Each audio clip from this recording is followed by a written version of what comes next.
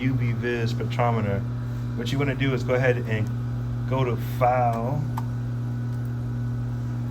It's not there. You want to close the Global Works windows first. So you can close that, not the full program, just the first one, the main window. Yep. So close the Global Work. It'll take you back to the diode. And we need to turn off the lamp. So you see that right under the collect data, there should be a lamp off and on. Yep. Click on that. And we want to go ahead and cut off our lamp, tell it yes. All right, and you should hear some noise. And before we turn off the spectrometer, we want to make sure that the lamp has been off, okay? So now that the lamp is off, we can go ahead and close that window now, okay? And you want to go ahead now and just power off the spectrometer. Okay, and now everything is safe. All right, so now she's going to remove her cuvette. Okay, and then you're going to dispose of your DCM. Perfect. Now you're going to insert your compound into your cuvette.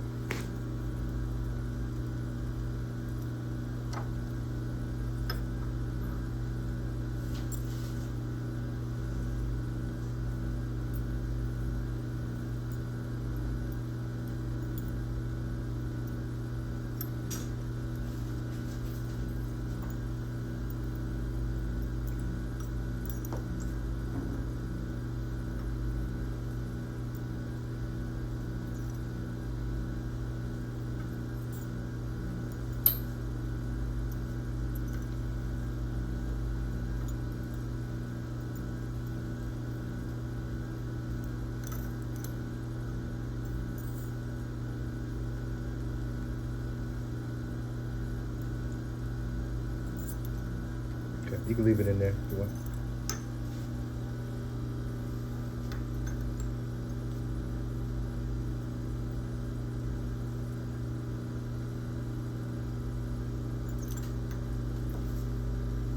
Okay, you want to go ahead and clean your walls again with Kim White. And then when ready, you can insert it into your UV-Vis spectrometer.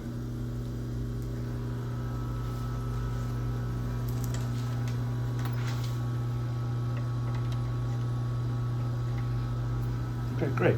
So now what you're gonna go ahead and do is now hit the collect data tab, which is to the right of that stop button.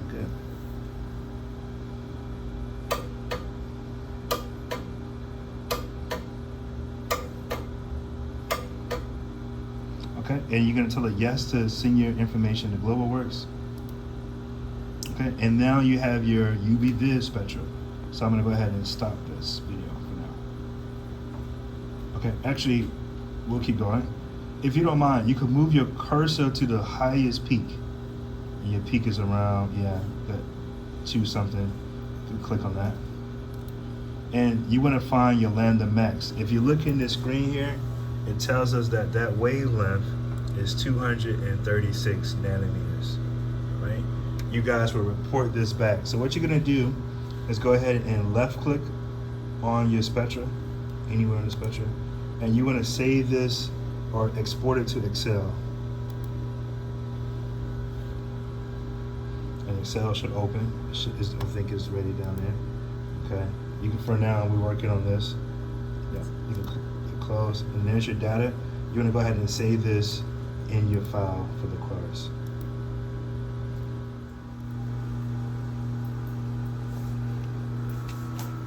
Sorry, I'm so sorry.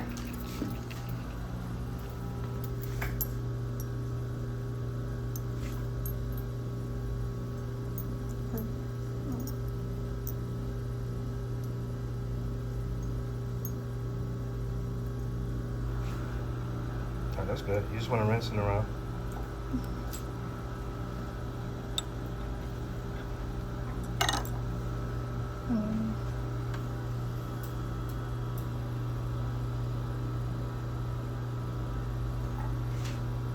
Okay, one more time like that.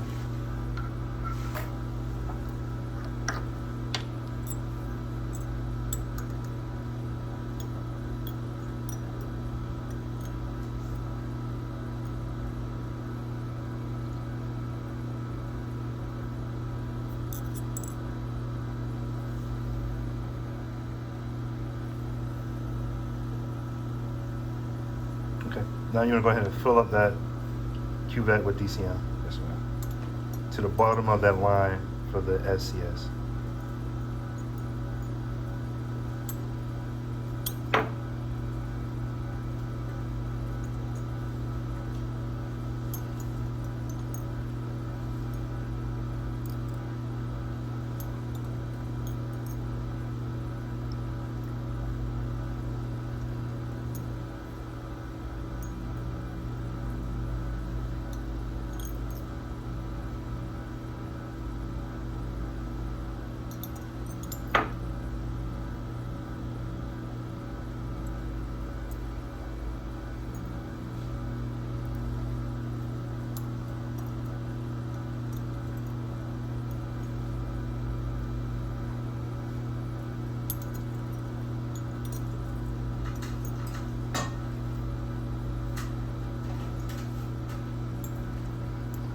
Can you show the camera that you got it to the mark?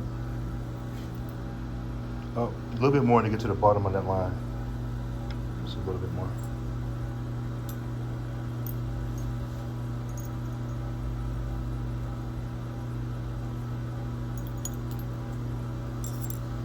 You gotta have goggles on too, that's hot.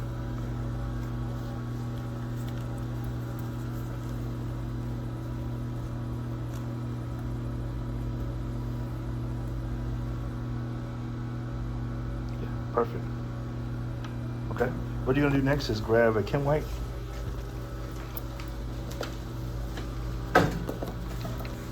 And you're gonna wipe.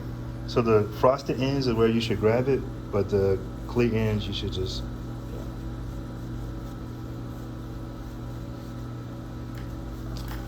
Okay, great. So now Ms. Crane is gonna go ahead and insert the cuvette into the UV-Vis spectrometer. All right, so the beam is going in this direction right here. So you're gonna make sure that your clear ends, that's right, all right, along the beam, press it all the way down. Perfect. Okay, now you're gonna come back to the CPU screen here, and you're gonna click on Collect Reference. It should be that bottom, is right under the Stop tab. It just says Collect Reference. Far left, all the way to the left, come down, right there, Collect Reference. It's gonna ask you, is your cuvette inside? You're gonna tell it yes. You should hear one click and it's done, all right? You should see now that the little reference box has been checked, okay? That tells you that you're ready to go. So what's next, you're gonna go ahead and load your compound and then hit collect data. Okay, typically the first thing that we need to do for the UV-Vis is run a background, and the background will be the solvent that your compound is dissolved in, right? So this sample in our volumetric flask is dissolved in dichloromethane. So Ms. Crane, you're gonna open that blue box there for me, please. And there should be a cuvette that's wrapped in Chem wipes. So we're trying to hopefully buy some more of these. Yeah. That's gonna be the best one in the house. All right, there's like 3 that's in here, but there's only 1 that works. It's gonna be the best, yes. Let me zoom into that one. Can you flip it over? All right, so if you see here, there's some letters there. The letters are SCC. The bottom of that block is where you wanna fill your volume up to, all right? So you're gonna kind of fill that to the bottom line of that SCC box there for your letters. All right, so first what we typically do, you take a little bit of your solvent, which is in that that container. Yes, ma'am. And you just rinse that clean. You take the beaker and you're gonna rinse it into the beaker. There should be a pipette in that white box behind you. And there's a bulb right beside it.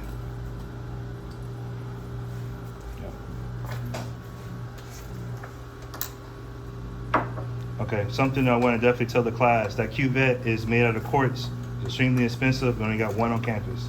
If it breaks, we're done for the year.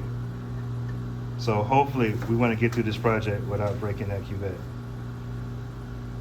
So if you need to, you don't have to necessarily work here. You can work in a corner, just work somewhere where you feel comfortable But we cannot afford to break that QA. You should have pulled it in. Say that one more time. I pulled it in here. Our CPU is up.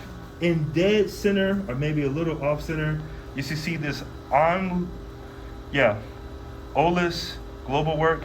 You want to click on that, please. Can all you guys see that in the class today? Okay, good. And you should see this information that's saying experimental group, experiment, protocol, data set. You actually want to go click on data collection tab, and you should see the HP diode array. Go ahead and click that open, please. Yes, ma'am. You can double click on it open. All right, and you should get this window that comes up. All right, let's talk about some of the features in this window. That black screen, I'm so sorry, Ms. Crane, is the main screen that you'll see your UV-Vis information. In this upper right-hand corner, this is where you see information about collecting the reference, collecting the data for your compound, etc. Typically, we're gonna use wavelengths between 190 nanometers to about 800 nanometers, so you don't have to change anything there. All right, the features should already be preset. That noise is common. The clicking noise is just indicating that it's turning on the lamp.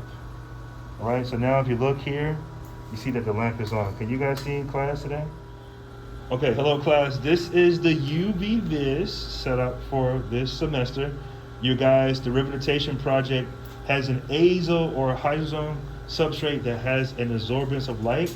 You guys are gonna use the UV-Vis to read that max absorbance back. All right, you're also gonna computationally compute for a absorbance, you're gonna match them back.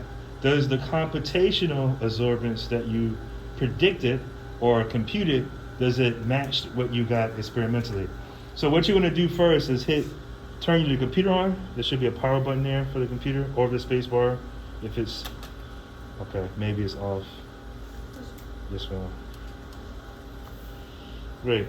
Also, while your CPU is warming up, you need to go ahead and turn on the UV-Vis spectrometer. In the back, you should see a switch for the power in this screen. Be careful with this sample here. Yep, good. And you know that the spectrometer is on because you'll see that power signal there. Eventually, the lamp should come on, all right? So if the lamp isn't on around the time that you run your spectra, that'll be a concern. We'll come back and check on this lately. Keep in mind, your samples have to be in a micromolar concentration. I'll give you guys the volumetric flags that you will need to use to make your solutions for the UV-Vis, all right? We can't even use millimolar concentrations. That's still too high. It needs to be micromolar solutions to run the UV-Vis. All right, the machine is very sensitive to concentrations.